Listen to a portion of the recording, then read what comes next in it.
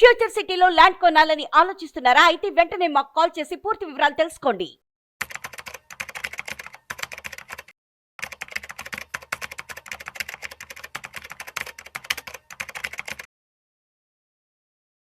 చక్రధర్ గారు నమస్తే సార్. నమస్తే అండి sir, welcome to Vishnu talks. Thanks అండి.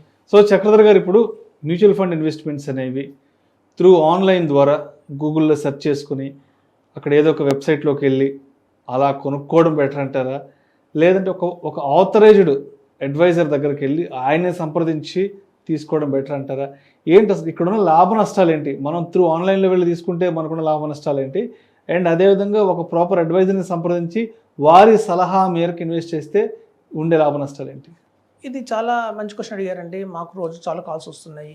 ఈ మధ్య మార్కెట్ బాగా పట్టడం చూసారు మీరు. లాస్ట్ 1.5 years నుంచి చాలా బేర్ మార్కెట్ వచ్చింది. సో ఈ బార్ మార్కెట్లో ఏంటంటే మనం ఎట్లయితే మనం బాగా వయా మీడియాగా చెప్తున్నామో అడ్వైజర్స్కి ఇన్వెస్టర్స్కి అవేర్నెస్ ఇస్తున్నామో, కొంతమంది నాకు కాల్ చేస్తున్నారు. చేస్తే సార్ మేము ఆన్లైన్లో కొంత ఇన్వెస్ట్మెంట్ చేసాము, 1 lakh 2 lakhs ఇన్వెస్ట్మెంట్ చేసాము, మాకు దాన్ని అమ్మడం అర్థం కావట్లేదు, ఎలా అమ్మాలో అర్థం కావట్లేదు, కొంచెం గైడ్ చేయండి అంటున్నారు. మనకు అంత అవగాహన ఉండదు ఆ యాప్ మీద ఎలా కొన్నారో. చూడండి, ఆన్లైన్లో అనేసరికి ఏమవుతుంది మనకి, ఎస్పెషల్లీ ఈ యాప్స్ ఏవైతే ఉంటాయో వాటికి ప్రాపర్గా బ్రాంచెస్ అలాంటివి ఉండవు అనమాట. డైరెక్ట్గా ఎక్కువ అసలు ఎందుకు వెళ్తారు ఆన్లైన్లో? డైరెక్ట్ ప్లాన్స్ ఉంటాయి, ఆన్లైన్లో అయితే డైరెక్ట్ ప్లాన్స్ ఉంటాయి. మనం ఒక వయా మీడియేటర్ ఎవరైతే ఉంటారో అడ్వైజర్ వాళ్ళని అవాయిడ్ చేయొచ్చు. అంటే రెగ్యులర్గా వెళ్తే అడ్వైజర్ని అవాయిడ్ చేయొచ్చు, ప్లస్ ఆ ఎక్స్పెన్స్ రేషియో కూడా తగ్గుతుంది. ఒక 1% ఎక్స్ట్రా మిగులుతుంది, తద్వారా మనకి చాలా లాభం వస్తుంది అనుకుంటారు. కానీ ఇక్కడ చూస్తే సమస్యలు చాలా ఉంటాయండి. నేను చెప్తాను వివరంగా. ఇప్పుడు మనకి 1% ఎక్స్ట్రా రిటర్న్ ఇచ్చినందువల్ల అడ్వైజర్కి, ఆ అడ్వైజర్ ఒకడే ఉండడండి. ఇప్పుడు సపోజ్ నేషనల్ వైడ్ డిస్ట్రిబ్యూటర్స్ తీసుకుందాం, ఎన్జీ ఇండియా కావచ్చు, ప్రుడెంట్ కార్పొరేట్ కావచ్చు, వెల్దీ కావచ్చు, ఇవన్నీ కూడా ఏంటంటే చాలా బ్రాంచెస్ ఉంటాయి. అక్రాస్ ఇండియాలో 108 బ్రాంచెస్ ఉంటాయి. ఆ 108 బ్రాంచెస్లో మీకు branch manager, assistant branch manager, regional manager, operation staff ఇంతమంది ఉంటారు ఒక సపోర్ట్ చేయడానికి. ఇప్పుడు చాలా మందికి తెలియని ఏంటంటే మ్యూచువల్ ఫండ్స్లో ఇప్పుడే 2022 తర్వాత ఎక్కువ మంది ఇన్వెస్ట్మెంట్ చేయడం మొదలుపెట్టారు. గతంలో 2015 నుంచి ఇన్వెస్ట్మెంట్ చేసిన వాళ్ళ పరిస్థితి ఏంటంటే తెలియదు వాళ్ళకి.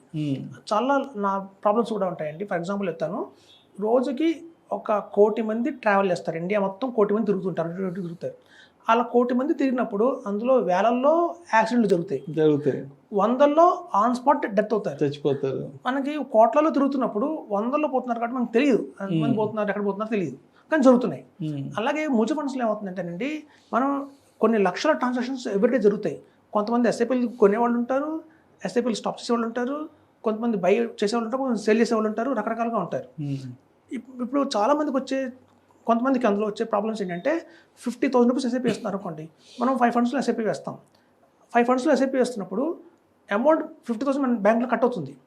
కానీ నెక్స్ట్ డే కల్లా యాప్లో ఓన్లీ 3 ఫండ్సే కనిపిస్తాయి, 2 ఫండ్స్ కనిపించవు. అది ఒక గ్లిచ్ వస్తుంది అనమాట. సో అదేంటి, నాకు కట్ అయింది 50,000, కానీ యాప్లో 3 కనిపిస్తున్నాయి. మనం కాల్ చేయాలి కస్టమర్ కేర్కి. కస్టమర్కి కాల్ చేయగానే మీరు హిందీ అయితే 1 నొక్కండి, ఇంగ్లీష్ అయితే 2 నొక్కండి, తెలుగు అయితే 3 నొక్కండి అని చెప్పుకుంటూ పోతుంది తప్ప మీ సమస్యని పరిష్కారం కాదు. మీరు ఎంతో కష్టపడి టెలికాల్ రీచ్ అవుదామన్నా కూడా లైన్స్ అన్ని బిజీగా ఉన్నాయి, వెయిట్ చేయమంటుంది. మీరు అలా 3 నిమిషాలు వెయిట్ చేయగానే ఆటోమేటిక్ కాల్ కట్ అయిపోతుంది. సో మీ టెన్షన్ పెరుగుతుంది. సో ఇది కొనేటప్పుడే కాదు, ఈవెన్ అమ్మినప్పుడు కూడా ఒక 5 lakhs రిడమ్షన్ పెట్టారనుకోండి, అందులో 5 or 6 ఫండ్స్ ఉంటాయి. అందులో 3 ఫండ్స్ తాలూకు అమౌంట్ త్వరగానే వస్తుంది, ఇంకో 3 ఫండ్స్ ఎవరికి రావు. సో ఇవన్నీ కూడా మనకి ఏంటంటే ప్రాబ్లమ్స్ అనేవి చాలా ఉంటాయి. అవి అప్పటిదాకా ఆ ప్రాబ్లం వాళ్ళకి రానప్పుడు తెలియదు ఇలాంటి ఒక ప్రాబ్లం వస్తుంది అని చెప్పి. మేము ఇన్నేళ్ళ నుంచి ఇందులో ఉన్నాం కాబట్టి ఒక ఐడియా ఉంటుంది ఎట్లాంటి ప్రాబ్లమ్స్ ఇందులో వస్తాయి అని చెప్పి. చూడండి, నామినేషన్ కూడా తీసుకుందాం. చాలామంది నామినేషన్ పెడతారు, ఓకే మ్యూచువల్ ఫండ్లో ఈ నామినీ అని. మాకు రీసెంట్గా ఒక ఆయన ఎక్స్పైర్ అయ్యారు, ఒక క్లయింట్. సో ఎక్స్పైర్ అయితే వాళ్ళ బాబు జపాన్లో ఉంటాడు అనమాట.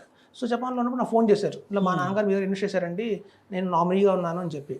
సో వాళ్ళ ఫాదర్ పేరు మీద ఉన్న మ్యూచువల్ ఫండ్స్ అన్నీ ఆ బాబు పేరు మార్చడానికి మాకు 1 month పట్టింది. ఏది నేను ఒక అడ్వైజర్గా ఉండి నా వెనకాల పెద్ద టీం ఉంటే ఎంత కష్టపడితే 1 month పట్టింది.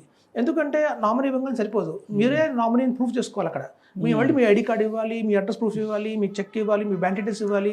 అవన్నీ ఇచ్చిన తర్వాత ఆ యూనిట్స్ మీ మీద ట్రాన్స్ఫర్ అవ్వాలి. అప్పుడు మీరు పట్టుదలగా కంటిన్యూ చేయాలా, అమ్ముకోవాలా అనేది ఆప్షన్ వస్తుంది. సో ఇవన్నీ కూడా మనకి గ్రో యాప్స్లో కానివ్వండి, జీరోదాలో కానివ్వండి, ఎక్కడైతే బ్రాంచెస్ లేవో అట్లాంటి చోట మనకి ఇన్వెస్ట్మెంట్ చేస్తే మనకి ఇలాంటి సర్వీసెస్ అన్నీ రావు. సో ఇప్పుడు చూడండి, మనం 25 lakhs పెట్టి కారు కొన్నాం అనుకోండి, 25 lakhs పెట్టి మనం కారు కొంటే దానికి 20,000 ప్రీమియం కడతాం, ఇన్సూరెన్స్ తీసుకుంటాం. అలా ఇన్సూరెన్స్ తీసుకున్నాము అంటే దాని అర్థం యాక్సిడెంట్ అవుతుందని కాదు, బై ఛాన్స్ ఏదైనా యాక్సిడెంట్ అయితే మనకు ప్రొటెక్షన్ ఉంటుందని చెప్పి. మనం ఇన్సూరెన్స్ డబ్బులు వేస్ట్ అయిపోతున్నాయి అని అనుకోకూడదు. పీస్ ఆఫ్ మైండ్ ఉంటుంది. నో క్లెయిమ్ కాలేదే అని ఫీల్ అవ్వకూడదు. హెల్త్ ఇన్సూరెన్స్లో అయినా టర్మ్ ప్లాన్స్ అయినా. సో ఎందుకు మనం అనుకుంటున్నామంటే సేఫర్ సైడ్. సో మనకి ఇక్కడ 1% ఎక్స్ట్రా ఎక్స్పెన్స్ రేషియో పోయినా కూడా రేపు పొద్దున నాకు ఏమైనా సపోజ్ నా నామినీకి హ్యాపీగా ఉంటుంది, ఆ యూనిట్స్ అన్ని వాళ్ళు ట్రాన్స్ఫర్ అవుతాయి. రేపు పొద్దున నాకు ఏదైనా ప్రాబ్లం వచ్చి, ఇప్పుడు చూడండి నేను ₹1,00,000 సంపాదిస్తున్నాను నెలకి, ఒక 5,000 ఎస్ఐపి నేను ఆన్లైన్లో వేస్తే నాకు పెద్ద ప్రాబ్లం రాదు. నా ఇన్కమ్ ఎక్కువ, నా సేవింగ్ తక్కువ. ఎప్పుడైతే గణనీయంగా పెరిగి రేపు పొద్దున 50 లక్షలు అయింది అనుకోండి వాల్యూ, నా ఇన్కమ్ ₹1,00,000 నెలకి అంటే 12 లక్షలు. నా ఆదాయానికి మించి 4 రెట్లు ఇన్వెస్ట్మెంట్ ఉన్నప్పుడు నిద్ర పట్టదు. ఆయనకి అలా ఉంది, అది ఎవరిని చూసుకోవడానికి ఎవరు ఉన్నారా?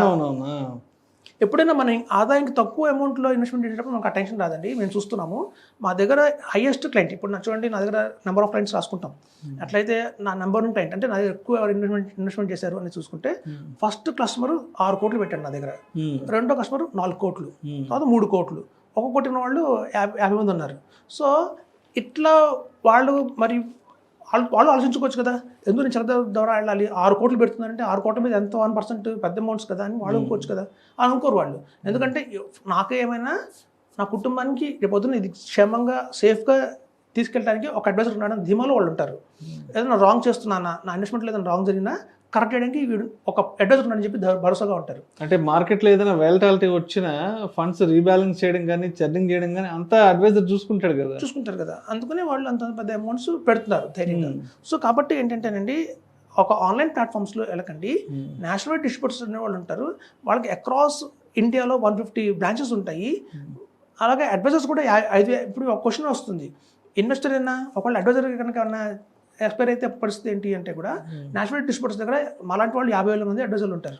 సో ఒక అడ్వైజర్ కన్నా ఏమైనా డెత్ జరిగితే వేరే అడ్వైజర్ని వాళ్ళే అలొకేట్ చేస్తారు. సార్ మీకు ఇక్కడ నుంచి ఈ అడ్వైజర్ చూసుకుంటారు ఏంటి, టెన్షన్ పడకండి అని చెప్పి. సో అట్లాంటి వెసులుబాట్లన్నీ కూడా మనకి ఈ నేషనల్ డిస్ట్రిబ్యూషన్ హౌస్లో ఉంటాయి. సో కాబట్టి మనం చెప్పేది ఏంటంటే, ఒక బ్లైండ్గా ఒక యాప్ ద్వారా వెళ్ళకండి, అక్కడ మీకు సపోర్ట్ చేసే టీం ఉండదు. ఏదన్నా కష్టం వచ్చినా సుఖం వచ్చినా మనమే చూసుకోవాలి. ఇప్పుడు మీరు తీసుకున్న ఫండ్స్ కూడా సక్సెస్ఫుల్గా వెళ్తాయి లేవని డౌటే.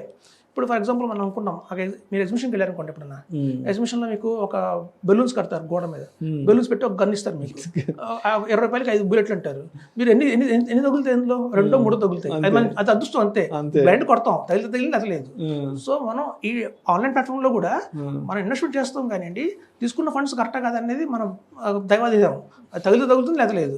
సో అట్లా ఉంటుందండి. అడ్వైజర్ ప్రకారం అయితే అలా కాదు, వీళ్ళు కొంచెం ప్రొఫెషనల్స్ కాబట్టి గన్ షాట్ తెలుస్తుంది, గురికి తప్పదు, కరెక్ట్గా బిల్లు వెళ్తుంది అనమాట. సో కాబట్టి ఈ యాప్స్ కంటే కూడా డిస్ట్రిబ్యూటర్స్ నమ్ముకోవడం బెటర్ అని చెప్తున్నాను. Right sir. Thank you sir, thank you so much Chakradhar గారు. సో మ్యూచువల్ ఫండ్ ఇన్వెస్ట్మెంట్ అనేది డైరెక్ట్గా వెళ్తే ఉండే లాభ నష్టాలు ఏంటి, అదేవిధంగా త్రూ అడ్వైజర్ ద్వారా రెగ్యులర్ మోడ్లో వెళ్తే అక్కడ అంటే అటువైపు నుంచి మనకు వచ్చే సపోర్ట్ ఏంటి అనే దాని గురించి చాలా చక్కగా తెలియజేస్తారు. Thank you so much sir. Thanks అండి.